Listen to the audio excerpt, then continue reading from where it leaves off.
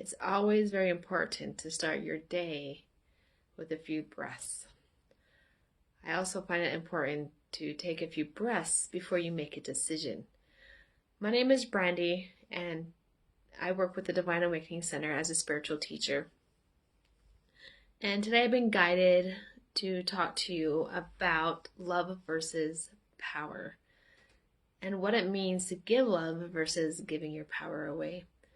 Many of you this week, in the last week and coming up in the next few weeks, will be feeling a little bit more agitation in your bodies and your senses when it comes to someone taking your power away. So if someone disrespects you, when someone doesn't hear you, when someone doesn't validate you when you need it, you might respond in a way that's a little bit more intense than you have responded in the past. So you might get mad inside or frustrated or throw a tantrum or shut down or want to say forget the world. And that's all because your body and your soul are trying to mesh more together to be connected to spirit. And you may already know that we have three parts of us, right? We have our physical self that is in this 3D world, and we have our soul, and then we have the spirit, and our soul is what connects us from spirit to our bodies. And we're going through a transformation of change, emotional change, of wanting to love each other more. Love with compassion and love and honor, opposed to belittling and being condescending and being disrespectful towards each other. We have spent centuries, hundreds of years, focusing on the differences amongst each other that we've failed to honor each other. And the time is coming up to first honor ourselves. I say honor the soul, spirit, the source, God, the all energy, however you connect with that which is greater than yourself. Our desire to want to connect to something greater than ourselves is coming up. Our desire to want to connect within and our desire to connect to others is stronger now than it has been. And you might have noticed some different responses from yourself or intense responses. So for example, if someone doesn't listen to you, they don't validate you, they manipulate you, they're condescending to you, your responses in the past might have been, hidden emotions of frustration. Like you get frustrated and you don't talk to someone for a few days or a couple hours, to throwing a tantrum or getting a headache or being annoyed. But now you're probably starting to do stuff more outwardly. So throwing a tantrum and getting mad at someone, but letting them know that you're mad at them. And essentially what your inside is fighting is wanting a sense of peace and honor for yourself so then you can then honor somebody else. And so a lot of people want to love and they want to be loved, but they don't know how to receive and they don't know how to give. So they do things like give their power away thinking that they're actually loving somebody. I say parents do this a lot with children, and couples do it to each other.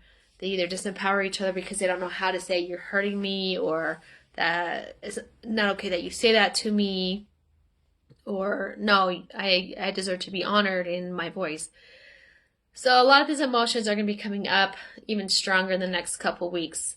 Last week we talked about, honoring the female-male roles in relationships, or honoring the father-mother roles in a relationship. And I even take that to, it doesn't matter if you're honoring the mother-mother role, the father-father role, but honoring each other is huge right now, is honoring the person for what they give you and what they can provide, of course, in a positive way. It's hard to honor someone if they're using negative behaviors to gain attention. But the only way to stop that is for you to first own your voice and honor yourself. And so it's important that you take time to honor you and your emotions and what's going on. And learning to decipher between when you're giving away your power versus when you're loving someone. Now, oftentimes, you might hear a story of a child that lives with a parent, and the child takes advantage of the parents by not working, not helping provide for the home, not cleaning, just living. And then you might often hear, well, the parents are enabling.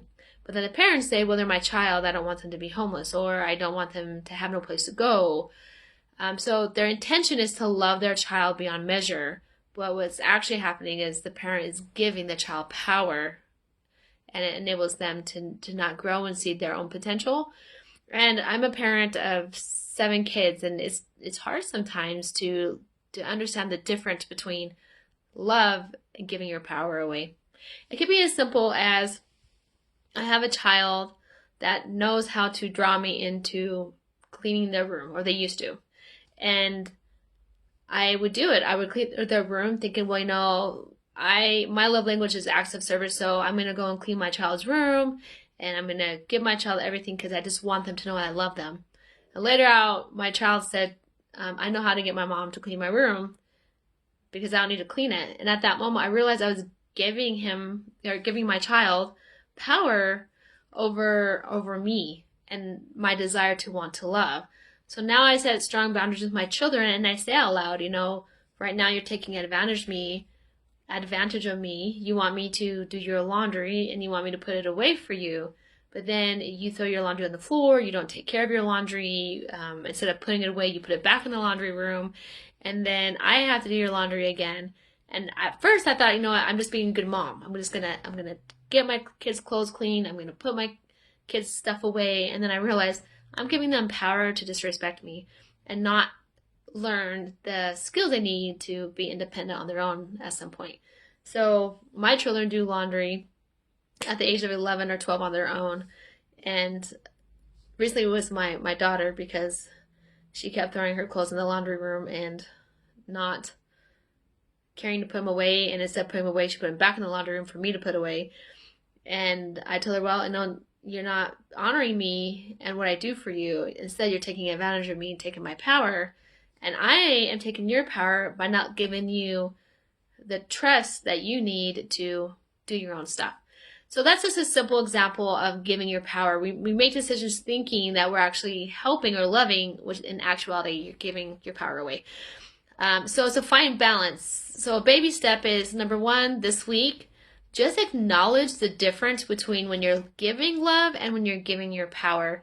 And one way to do it is learn how to scan your body. So if you can, the one question I would say to ask yourself is, for example, I'll take you through an exercise. If I said to you, close your eyes for a second, take a deep breath in, and just be with yourself for a minute. I want you to think of a memory that gives you the most peace. Take a minute and find that, whether it's a place or somebody's home or a person that gives you an ultimate sense of peace. So just take a minute and find that.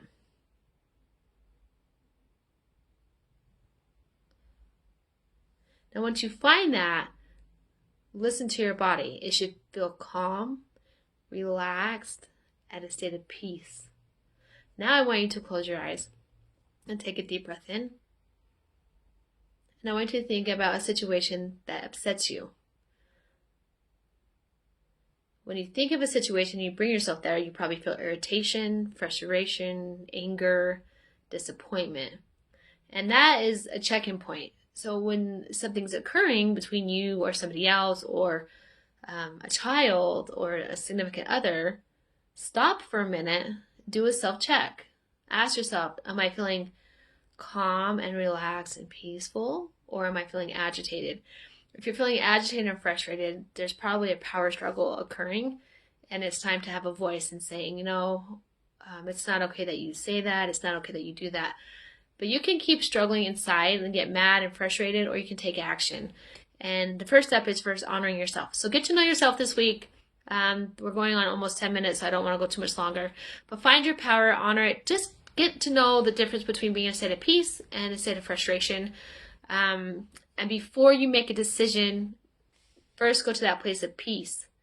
Then make a decision. That means you're making a decision from your heart center, opposed from your mind center. And the outcome will be much calmer than if you make it from your point of frustration. Okay, so your homework assignment is finding a place of peace, making decisions from there, but also honoring when you're frustrated. But get to know you. All right, that's my little tidbit about power and love. Learn the difference between what you're giving away. Is it love, or is it you giving your power away? You guys are amazing, and I love you all, and have a great week.